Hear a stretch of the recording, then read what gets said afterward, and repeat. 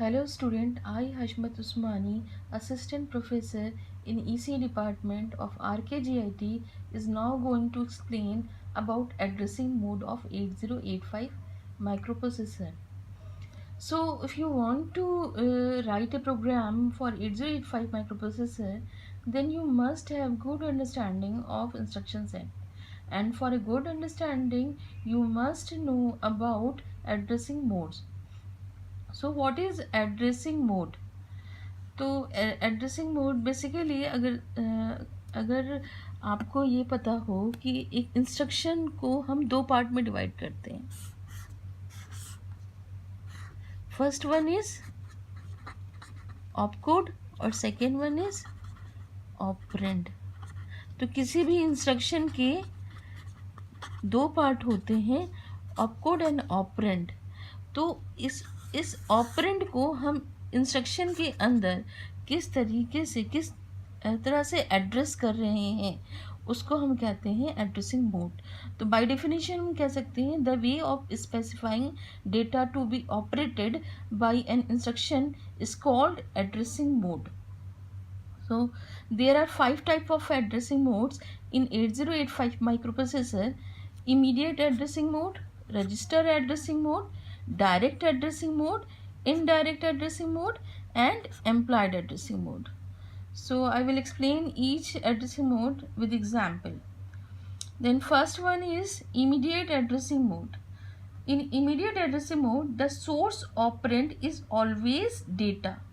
मतलब जो ऑपरेंड होगा उसमें हम डायरेक्टली डेटा को प्रोवाइड करते हैं. So for example MVI B,25H. ये इंस्ट्रक्शन क्या बोल रहा है कि जो 25 डेटा है जो कि 1 बाइट डेटा वो कहाँ पे कॉपी हो रहा है, बी रजिस्टर में. Move immediately, the data immediately sense कर रहा है कि जो आपका ऑपरेंड है वो इमीडिएटली अवेलेबल है इन दी इंस्ट्रक्शन. वो इमीडिएट डेटा कौन सा है, 25H. तो अगर आपका डेटा 1 बाइट का है तो इंस्ट्रक्शन का साइज क्या हो गया, 2 बाइट. और अगर आपका ऑपरेंड डेटा 2 बाइट का है तो इंस्ट्रक्शन का साइज क्या हो गया, 3 बाइट. तो depending upon the data available as a operand in instruction size will be defined. So in immediate addressing mode, the source operand is always data. If data is 8 bit, then instruction will be 2 byte. If data is 16 bit, then instruction will be 3 byte. तो for example आपको MVI move immediately B,25H, in which 25H will move immediately into B register. After executing this instruction, 25 will move to B register. And LXI H,2050 basically represent the load the 2050 data into HL register pair. Okay. Then after executing this instruction, H will get 20 and L will get 50. Now okay, in immediate addressing में basically features क्या हैं इसके कि immediate addressing में the operand is constant value that part of the instruction. The immediate addressing में used for instruction that requires fix value. तो जब भी हमें एक फिक्स वैल्यू की इंस्ट्रक्शन में रिक्वायरमेंट होती है तो हमेशा हम फिक्स वैल्यू की अगर रिक्वायरमेंट होती है तो हमेशा हम इमीडिएट एड्रेसिंग मोड यूज़ करते हैं. Okay, then next comes to register addressing mode. So as name is suggest, in register addressing mode the operand is given through the register. That register may be all general purpose register A B C D E H L, कोई भी register हो सकता है. So in register addressing mode, the data to be operated is available inside the registers. Therefore, the operation is performed within the various register of the microprocessor. For example, move B, A. Whenever this instruction will execute, after execution, the content of accumulator will copy to the content will copy to the register B.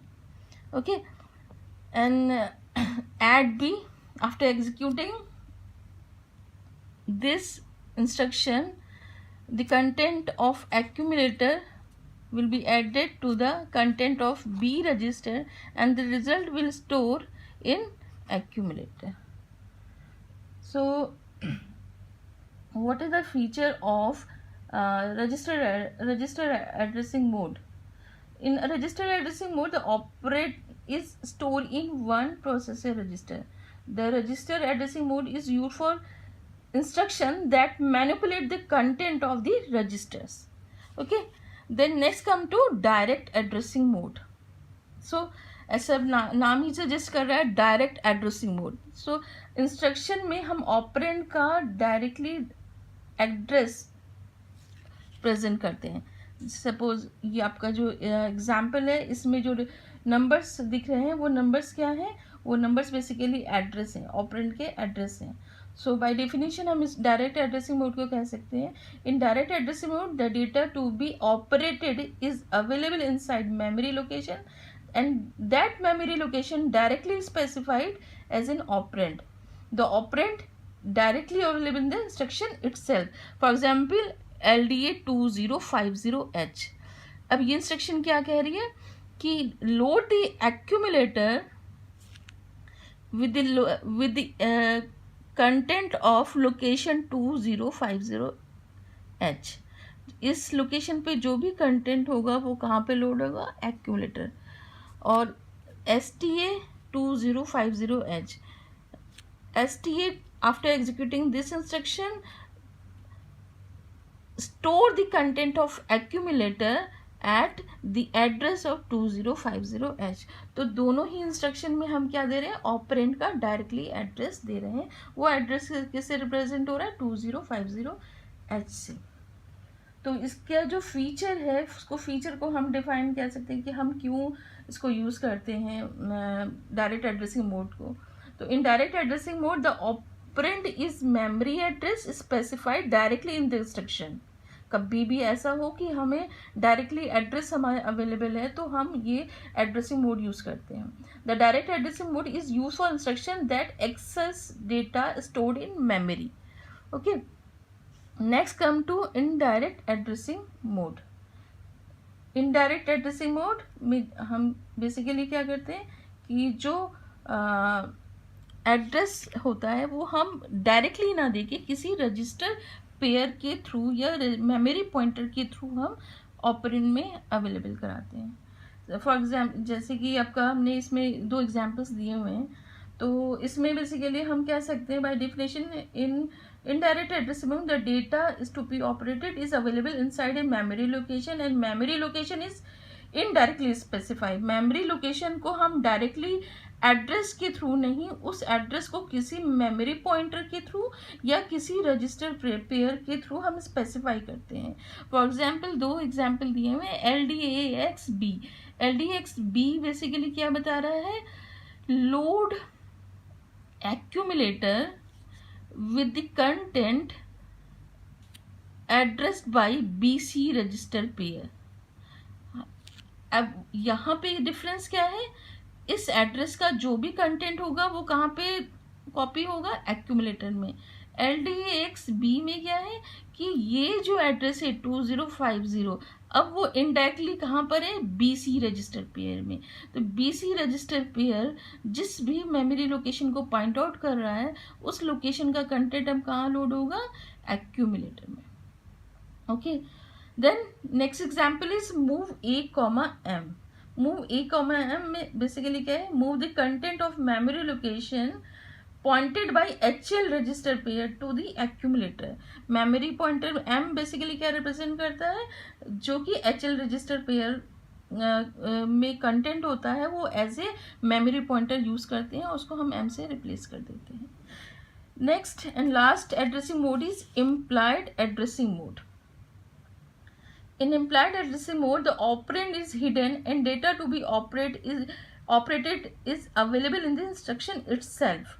मतलब जो opcode होता है उसके अंदर ही itself क्या होता है, operand available होता है। उसको हमें अलग से एक पार्ट नहीं, जैसे कि नॉर्मल जनरल फॉर्मेट क्या होता है इंस्ट्रक्शन का कि उसमें हम एक ऑपकोड होता है, एक ऑपरेंड होता है। तो हम ऑपरेंड को अलग से नहीं स्पेसिफाई करते हैं, ऑपकोड ही एक फिक्स ऑपरेंड को हमेशा स्पेसिफाई करता है। तो ये हो गया इम्प्लाइड एड्रेसिंग मोड। जैसे कि एग्जाम्पल है आपका सी एम में बेसिकली क्या है कि एम ए में बेसिकली क्या, complement the content of accumulator. ये हमेशा, ये जब भी इंस्ट्रक्शन एग्जीक्यूट होगा तो बेसिकली क्या करेगा, एक्यूमुलेटर के कंटेंट को कॉम्प्लीमेंट कर देगा। तो इसमें एक्यूमुलेटर का जो हो गया वो हमेशा एक फिक्स ऑपरेंड हो गया जो कि ऑपकोड में ही अवेलेबल है।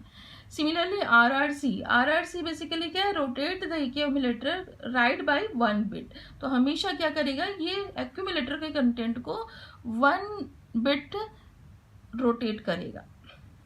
ओके, सो बेसिकली जो अभी मैंने इनका बताया आपका इम्प्लाइड एड्रेसिंग मोड, और ये 5 एड्रेसिंग मोड्स जो हमें बेसिकली एक तरह से बेस होते हैं इंस्ट्रक्शंस को अंडरस्टैंड करने के लिए। और जब हमें इंस्ट्रक्शन समझ में आएंगे तभी हम प्रोग्रामिंग कर पाएंगे। तो सो थैंक यू।